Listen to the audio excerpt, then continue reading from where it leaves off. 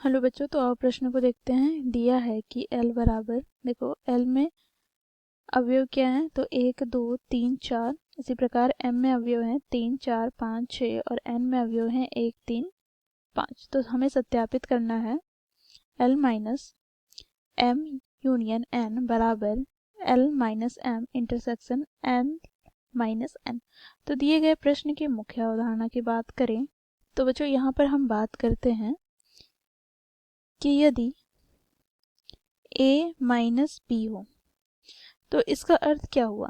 देखो यहाँ पर a के वे अवयव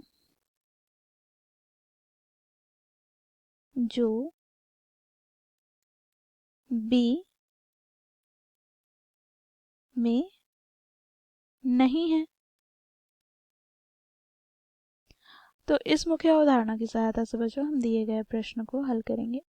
बच्चों देखो, समुच्चय L में हमें अवयव क्या क्या दिए रखे हैं, तो 1 2 3 4। इसी प्रकार M में क्या है, तो 3 4 5 6। बच्चों यहाँ पर हम n की बात करें तो n में हमें क्या दे रखे हैं, तो 1 3 5। बच्चों देखो यहाँ पर हम m यूनियन n ज्ञात कर लेते हैं।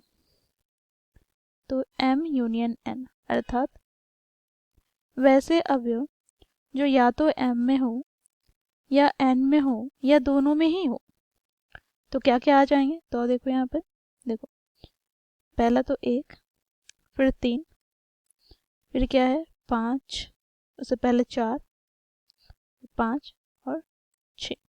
तो ये ऐसे अवयव हैं जो m या तो n या दोनों में उपस्थित है। ठीक है, अब बच्चों यहाँ पर हम LHS ज्ञात कर लेते हैं। तो LHS अर्थात बाएं पक्ष में क्या है, तो L minus M union N। ठीक है, तो ये हम लोगों ने मुख्य अवधारणा में देखा। A माइनस B का अर्थ A के वे अवयव जो B में नहीं है। तो यहाँ पर हम क्या समझेंगे, देखो L के ऐसे अवयव जो M यूनियन N में उपस्थित नहीं है। तो ऐसे कितने अवयव हैं, तो देखो यहाँ पर L में 1 है, M यूनियन N में भी 1 है, तो ये तो कट जाएंगे। यहाँ पर देखो 2 है, परंतु यहाँ पर M यूनियन N में नहीं है, तो यहाँ पर क्या आ गया 2। अब 3 की बात करें तो यहाँ पर भी 3 है, 4 की बात करें तो 4 भी है। अब यहाँ पर देखो A के वैसे अवयव जो M यूनियन N में ना हो, तो बस सिर्फ 2 ही है। देखो यहाँ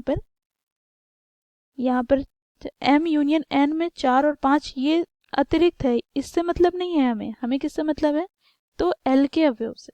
ठीक है, तो यहाँ पे सिर्फ हमें क्या प्राप्त हुए, L minus M union N। तो सिर्फ एक अवयव है, वो है 2। तो LHS में प्राप्त हो गया, देखो एक अवयव 2 है। अब बच्चों देखो हम बात करेंगे L माइनस M। तो L के ऐसे अवयव जो M में उपस्थित ना हो। तो देखो यहाँ पर L में क्या क्या है, तो 1 2 3 4। और बच्चों देखो यहाँ पर M में क्या है, तो 3 4 5 6। तो L में क्या क्या ऐसे अवयव हैं जो M में नहीं है, तो देखो 1, फिर यहाँ पर बच्चों देखो 2, सिर्फ 1 और 2।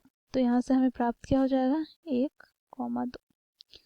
इसी प्रकार यहाँ पर हम बात करेंगे L माइनस N। तो देखो यहाँ पर L के ऐसे अवयव जो N में उपस्थित ना हो, तो क्या क्या हो जाएंगे। तो देखो यहाँ पर 1 तो दोनों में उपस्थित है, 2।